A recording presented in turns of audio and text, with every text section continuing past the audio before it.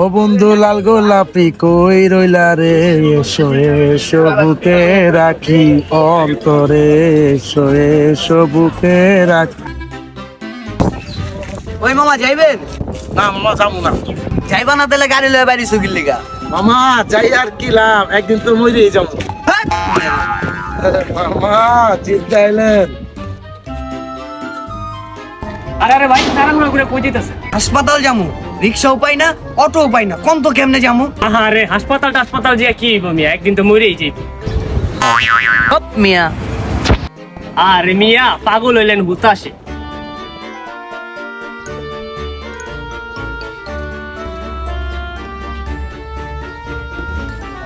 কিরে তুই এদিকে খাড়ায় কি করস? সিগারেট খাই। তুই জানোস না ধূমপান মানে বিষ পান? তুই খাড়া, তোর বাপের কাছে আমি বিচারটা দিতেছি, তুই খাড়া। বিচার টিচার দিয়ে আর কি হইব, একদিন তো মরেই যাবো।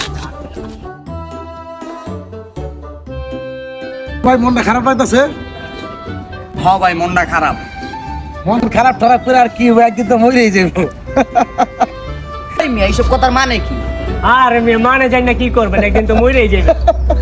তাইলে মরেই যেহেতু যাবি, নামাজ পড়স না কে? আর কি হইব, একদিন তো মইরা।